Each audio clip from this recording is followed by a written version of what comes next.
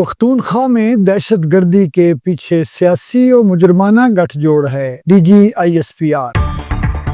پیش خدمت ہے رپورٹ 89.4 سنو ایف ایم۔ میں ہوں فرحت عباس شاہ۔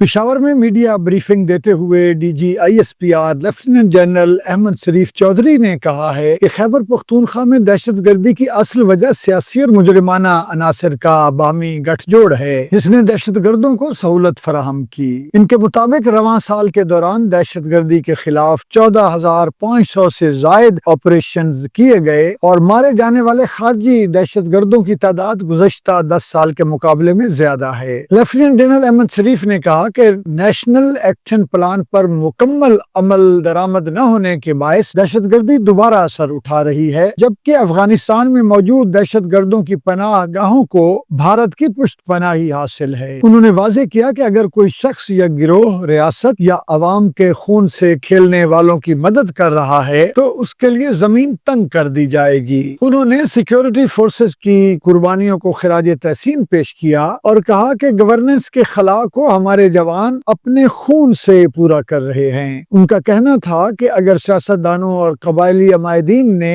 فیصلہ کیا ہے کہ دہشت گردی کو جڑ سے اکھاڑنا ہے تو اب اس فیصلے پر ڈٹا رہنا ہوگا۔ ترجمان پاک فوج نے سہولت کاروں کو 3 آپشنز بھی دیے، یا تو دہشت گردوں کو ریاست کے حوالے کریں یا ریاستی اداروں کے ساتھ مل کر کارروائیوں میں حصہ لیں، اور اگر دونوں راستے قبول نہیں تو پھر ریاستی ایکشن کے لیے تیار رہیں۔ انہوں نے افغان مہاجرین کی واپسی کے حوالے سے پھیلائی جانے والی منفی باتوں کو بھی بے بنیاد قرار دیا اور کہا کہ پاکستان نے ہمیشہ افغان بھائیوں کی میزبانی کی، مگر ریاستی فیصلوں کو سیاسی رنگ دینا مناسب نہیں۔ D G I S P R نے 2 ٹوک موقف اپناتے ہوئے کہا، اب اسٹیٹس کو نہیں چلے گا۔ پاکستان کی عوام اور افواج دہشت گردوں اور ان کے سہولت کاروں کے خلاف متحد ہیں اور رہیں گے۔ پاکستان زندہ باد۔